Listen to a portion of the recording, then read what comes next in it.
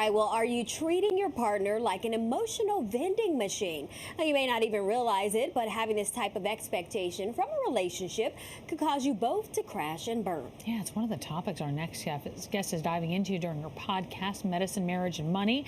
And the host of the show joining us now, Dr. Kate Mangona. Thanks so much for being with us.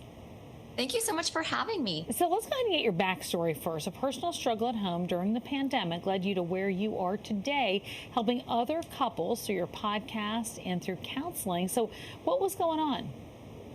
So both my husband and I are physicians, and during the very first few months of the pandemic, before we really knew anything about COVID, we decided it would be best if we lived separately.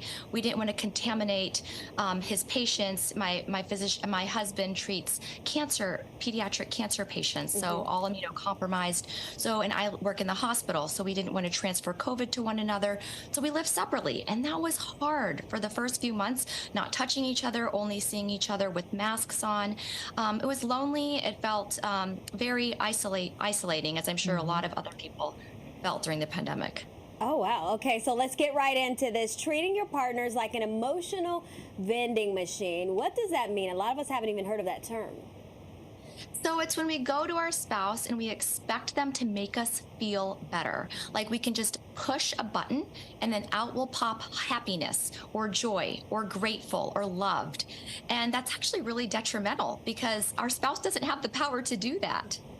Yeah, but it makes a lot of sense. Yeah. That's often the person that you're around the most, pandemic or not. So why do some people do this, and how harmful is it to a relationship? Yeah. I mean, the reason people do that is because that's what Hollywood has kind of portrayed, not just in Disney movies, but in all rom-coms, romantic comedies. I mean, it looks like this one spouse finds the other spouse and they become happily ever after. But you make each other feel loved, appreciated, wanted, and that's just not how real life is. And the birds start going and there's hearts that come out. Sounds like a Disney We've movie seen for that real, movie. right? All right, so let's talk about this. So do you think there is a secret to happiness or a successful relationship or marriage, or is it a multitude of things? Oh, absolutely all the above. It's a multitude of things, and it starts with asking for help when you find yourself being angry or resentful or irritated, and you know that's just not who you are. It's asking for help, looking for experts like myself, a marriage coach, somebody you can go and talk to and who will ask you better questions and guide you to the marriage that you want and you deserve. I'm curious, some advice that you wish you had when you first got married? Well, I wish that I had a marriage coach that I could ask sooner instead of just venting. And venting to your family and your best friends is okay, but it's best to have an objective person to help just coach you through those things, to believe in you. So have kind of like an outside source, maybe a therapist that you kind of outsource on to? Yes. Well, I would say a marriage coach. Okay. Yes.